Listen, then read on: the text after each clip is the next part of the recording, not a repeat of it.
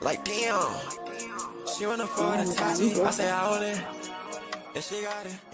What's good? It's your boy Jay, that's me. Let's dive into NXT from July the 2nd, 2024. And we will go over the predictions for Heatwave. So, we kicked the show off with Jada Parker versus Michin. It was a street fight. Jada Parker got the win via the Hypnotic, which is a running hip attack that looks like a spear. She hit Michin with the hip attack, sending her through the podium on the outside, and she did another one in the inside of the ring for the 1-2-3. This is great. The crowd was into it, and I liked it. I like what NXT is doing with Jada Parker. Hopefully she gets pushed moving forward. Moving on. So, Carmen Petrovic, she's backstage. She's in the women's locker room. She starts to get annoyed by Ariana Grace's constant grunting. And Ariana is upset that Ruka snatched her soul last week. And with that, she took her heart because she's not going to Heatwave. She's from Toronto, and she's completely devastated. Carmen understands where Ariana's coming from because she's also from Toronto. Ariana says that Carmen is not as Canadian as she is, which was great. That was funny. So then JC Jane and Jasmine Nix, they come in and they poke fun at both of them. And then Carmen Petrovic proceeds to challenge Jasmine to a match. Okay, that's fine. Moving on. So this leads us into Javon Evans' promo. All four guys get a promo for the Fatal 4-Way. So he says that it's his first PLE. He's in the main event. He said this is crazy. He never left the country before. How do you get your passport for this? He's not tripping about this not being one-on-one. He won the Battle Royal. He's going to wrestle in front of the biggest crowd he's ever wrestled in front of. He's not scared of Sean. He's not scared of Ethan, and neither is he scared of Trick. It's all love in regards to Trick Williams. And when he comes back over the border, he's going to be new NXT champion. That's pretty cool. That's fine. Moving on. So we got a Kalani Jordan promo. So she said all her life she wanted her name in record books, but to be written on those pages, she had to work hard like a champion. All she knows is structure, a one-track mind, but it's preceded results. She's won the Junior Olympic qualifier 5 times, second overall national on floor, full ride scholarship to Michigan State University, 3-time MVP, three-time captain nominee for the NCAA Athlete of the Year, and now the first ever women's NXT North American champion. Pressure comes with being the champion, especially being the first. But no one is going to defend this title like Alani. Being a gymnast, no accolade can be taken from me, but this title can. So Ruka has everything to be a champion. She's unparalleled. She's an unparalleled athlete who deserves this match. But like Michael Jordan says, people want it to happen. Some wish it would happen, and others make it happen. And at NXT Heatwave, Alani is going to make it happen. I like this. This is a really solid promo. Very intriguing.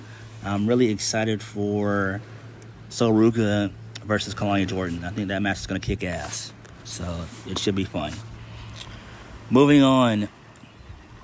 So the New Catch Republic, Pete Dunne and Tyler Bate, they defeat Hank and Take. Man, fuck this. This was awful. Moving on. So both Mr. Stone and Stevie Turner, they're arguing back and forth. And one of them has to tell Oral Mensa that he won't be able to come to Heatwave because of the recent altercations he's gotten into with Ethan Page.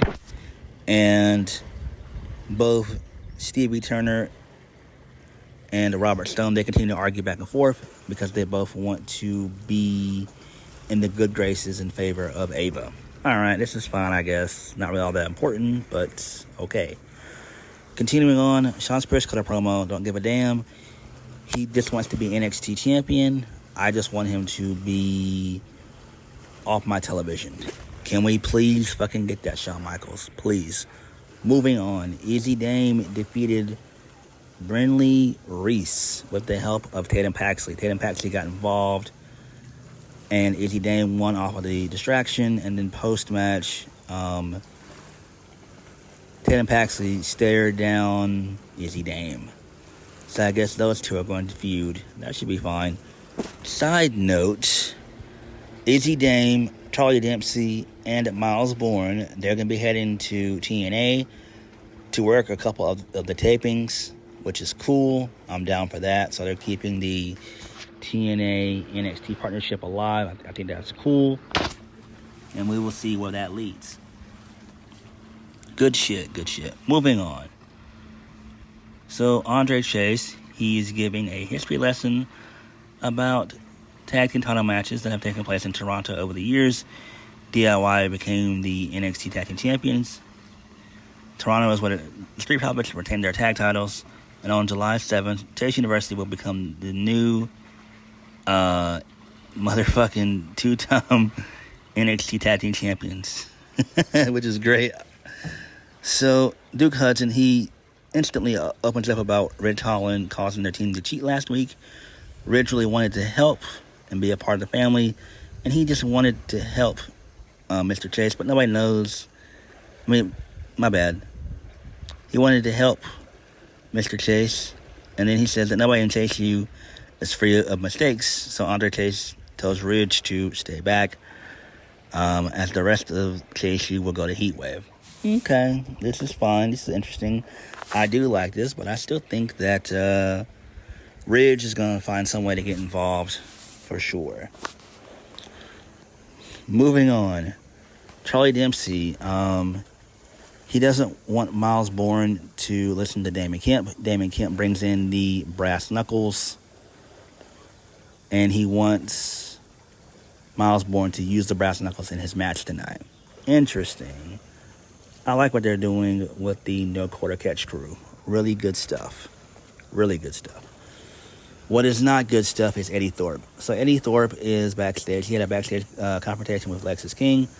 Lexis King pokes fun at Eddie being a DJ. Rock and roll is the way to go for the King. Eddie likes EDM music, which I like both because they're both good genres of music. Lexis King says that Eddie wouldn't know what cool is if it slapped him in the face, which I would agree with. Eddie says that maybe if the King opened his mind and ears, he could learn something new. No, those are all false statements. I am tired of Eddie Thorpe, a.k.a. Carl Fredericks. He needs to go back to New Japan or go to TNA. All right? I'm tired of him. He sucks. Get him the fuck off my television, please. Moving on. Roxanne Perez and Lola Vice. So, this was a really long promo, but I'm going to shorten it. So, basically, Roxanne Perez says that, she respects Lola Vice. She knows that she's made her name in NXT and in Bellator.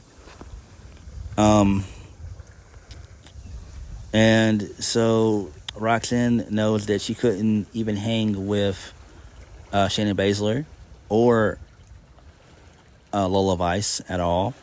It's not her thing. But what is her thing is basically it's a wrestling match in a 20-by-20 ring, which means that Lola is in her world, a world that she's already the master of. She says that she's not gonna fight Lola's fight. She's gonna make her wrestle her style of match. And then so Lola, she breaks down about her story.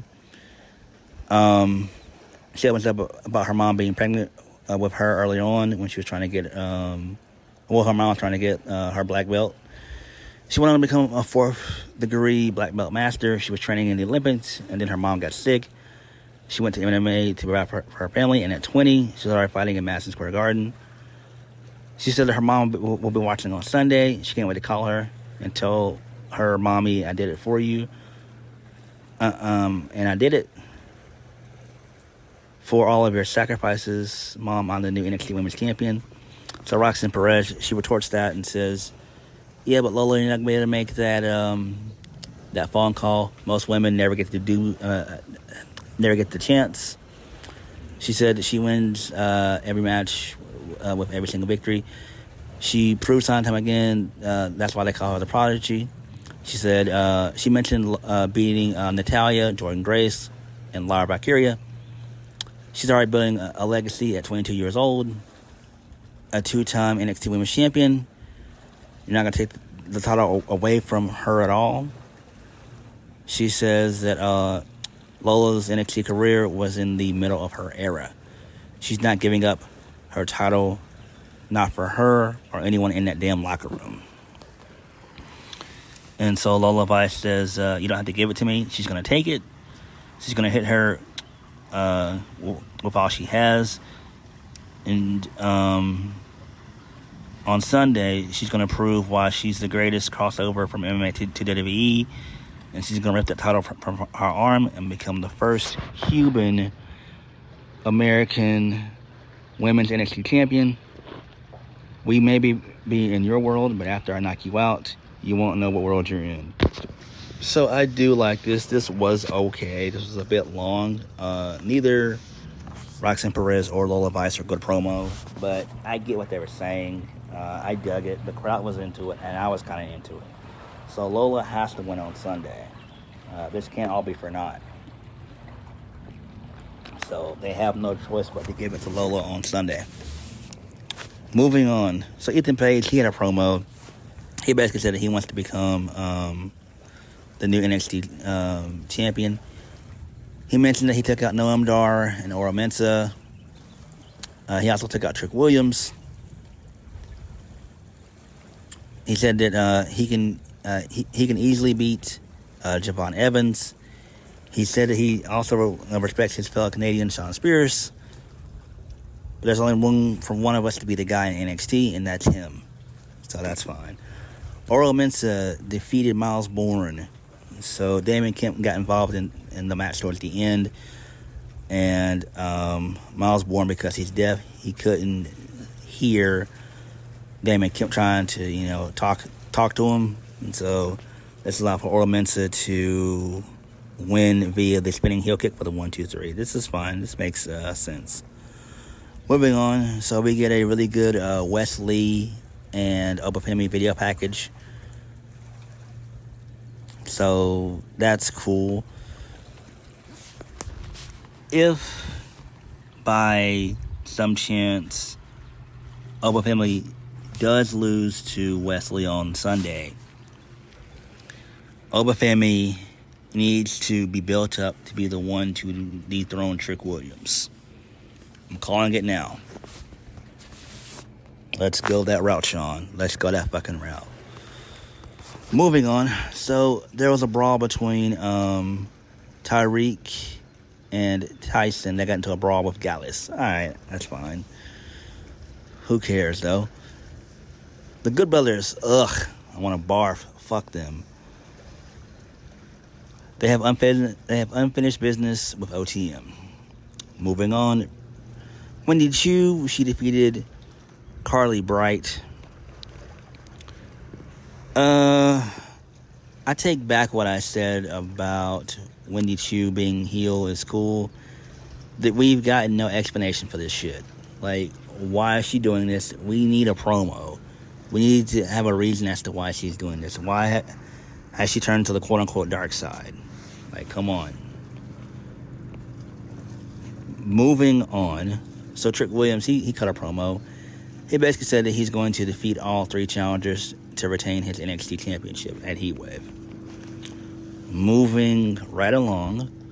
So Shawn Michaels, he gives a statement on Brooks Jensen. He says over the past several months, there's been many disturbances in NXT caused by one young man, Brooks Jensen. If you follow Brooks on social media, he's made some very disparaging remarks about the NXT brand. I've seen reports claiming that Jensen was released from his contract, but that's not the case. After splitting from Josh Briggs, my bad. Brooks began to spiral, He was asked by management to take a sabbatical to clear his head and to get himself together. Unfortunately, that didn't happen. We're forced to take action to keep him away from live events and TV. The easiest thing to do after his behavior is let him go. But Brooks is a part of NXT, and I believe in Second Chances. Next Tuesday, he would like to invite Brooks to have a sit-down discussion with Ava to talk about his future and to see if we can steer him in the right direction. Okay, that's cool. That's interesting. I like this. This is really good shit here. They had to drop the gimmick because it's something that his fiance came up with, so it seems like that gimmick is all but done with. We'll see what happens on Tuesday. I'm kind of excited about it. So we'll have to wait and see. Moving on, main event of the evening, women-wise. I mean, my bad, not women-wise, but match-wise. Jasmine Nix defeated Carmen Petrovich with the help of JC Jane. Okay, cool. Moving right along. So Axiom is pissed that Nathan Frazier's not focused about their upcoming NXT title defense at Heatwave. He's been more occupied with his racing showings under WWE Speed. Nathan Frazier is more focused on his match with Xavier Woods. But he'll be ready on Sunday. He's not overlooking Chase U. They're the best tag team in the game, speaking about themselves. And they have nothing to worry about. Okay. I don't really give a damn. It seems like they're going to have Axiom basically turn on Nathan Frazier, basically. Hopefully, this will revert him back to being a kid. Like, come on. I'm tired of the whole mask gimmick shit. He's been doing that shit for basically 2 years. Enough. Like, let's cut the cord to that, please. Moving on. So, Carmen Petrovich, she storms into Ava's office. She informs... Ava informs Carmen that her and Ariana Grace will take on JC Jane and Jasmine Nix on the pre-show. The countdown to Heatwave. Okay, that's cool. That's fine. So Ruka, she had a vignette going over her accolades and everything else. Yada, yada, yada. And how she's going to be the one to beat her friend, Kalani Jordan. I don't know why I forgot her name, but yeah. So, I'm looking forward to that match. I really am.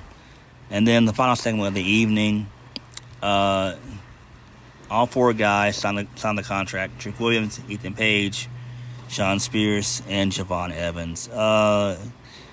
Nothing important happened on this segment. It's all just a waste of time. Everyone took shots at each other.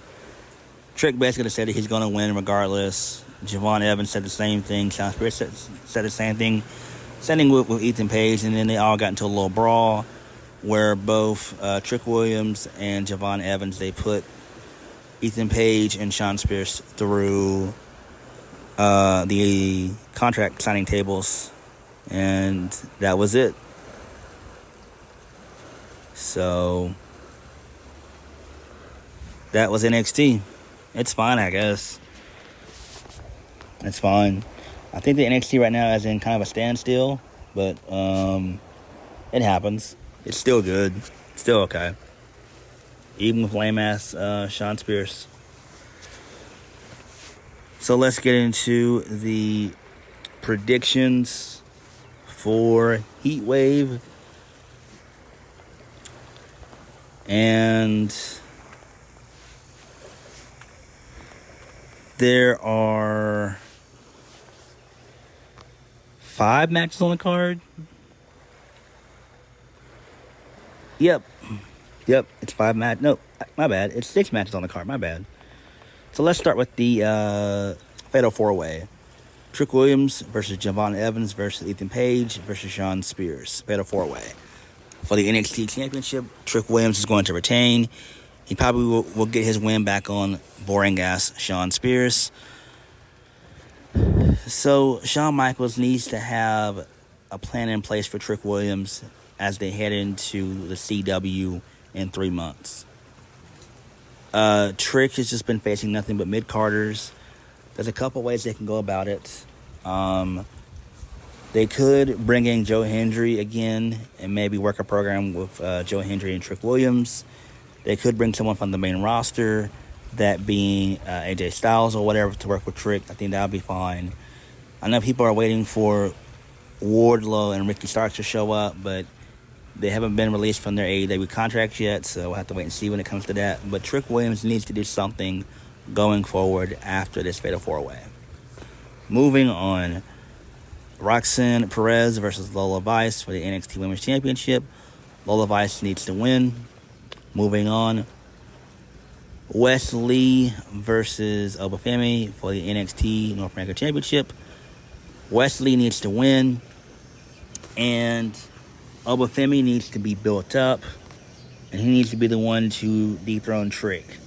After he does those feuds, I wouldn't say I wouldn't say as NXT heads to the CW in October, but maybe sometime next year. But if Oba does lose, he needs to be one of the ones to... No, he has to be the one to dethrone Trick Williams. So, yeah. Moving on. So, Ruka versus Colleen Jordan for the NXT Women's North American Championship. I'm going to say Colleen Jordan's going to retain. This needs to be turned into a feud. Moving on. Case U versus Nathan Frazier and Axiom for the NXT Tag Team Championships. I'm going to go with Chase U winning. And then on the pre-show, we've got Ariana Grace and Carmen Petrovich taking on Jasmine Jane and... My bad, Jessie Jane and Jasmine Nix. I think Carmen Petrovich and Ariana Grace are going to win. Makes sense. So, but those are my predictions. Heatwave should be fun. Hopefully we get some surprises because we definitely need them. I'm hoping that maybe the Motor City Machine Guns will show up. I've been saying that for quite some time. But we definitely need some surprises for NXT. For Heatwave for sure. So, we'll see how it goes. But NXT was okay. But what did you guys think? And what are your predictions for Heatwave? Like, comment, subscribe. Peace.